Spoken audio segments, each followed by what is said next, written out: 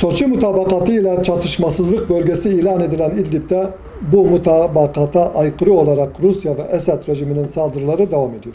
Nüfusu yaklaşık 4 milyonu bulan bölgede hastaneler ve sivil yerleşim yerleri bilinçli olarak hedef alınmakta, çatışmalı ortamdan kaçmaya çalışan sivillerin göç yolları da vurularak yüzlerce sivil katledilmektedir. Bunlar savaş suçudur. Saldırı alanlardan kaçan yaklaşık 200 bin kişi Türkiye sınırına sığınmak zorunda bırakılmıştır. Bu durum bir kez daha göçmen sorununun temel çözüm yolunun göç veren bölgelerdeki kaotik durumun ortadan kaldırılması olduğunu göstermiştir. İç savaşın başlangıcından bu yana altına imza attığı mutabakatları da çiğneyerek binlerce sivil katleden Rusya, Suriye'de 43 yeni silah test ettiğini açıkladı. Daha önce Suriye'de kullandıkları elektronik silahlarla gündeme gelen Rusya'nın saldırılarda yaşanan sivil kayıp bilançosunu yeni silah teknolojisinin siviller üzerinden test edildiğini açıkça göstermektedir. Savaş suçu niteliğindeki bu faaliyetlere karşı Uluslararası Ceza Mahkemesi harekete geçmeli ve Rusya'nın Suriye'deki eylemleri soruşturulmalıdır.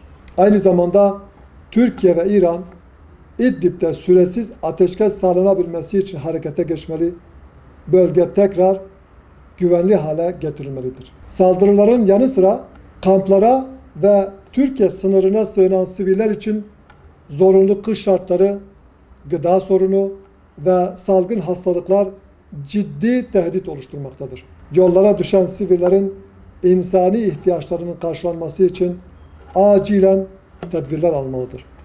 Arap Baharı sürecinden bu yana iç savaşın hakim olduğu Libya'da Hafter'in arkasına aldığı dış destekle hükümet merkezine yönelik saldırıları siyasi istikrarı engellemektedir. Son olarak Akdeniz enerji rezervleri üzerinde yaşanan kutuplaşma Libya'yı da etkilemiş ve ülkedeki siyasi gerilim daha da büyümüştür. Suriye benzeri bir iç savaş yaşayan Libya'da çatışan taraflara uluslararası güçler tarafından her türlü siyasi desteğin yanı sıra askeri teçhizat desteği de sağlanmakta.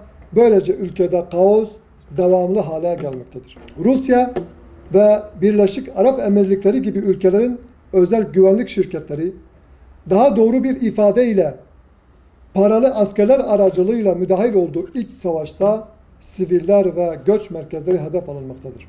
Son olarak Türkiye ve Libya Ulusal Mutabakat Hükümeti arasında imzalanan mutabakat sonrasında emperyalist ABD ve yandaşların desteğindeki Hafter komutasındaki güçler saldırılarını yoğunlaştırmıştır.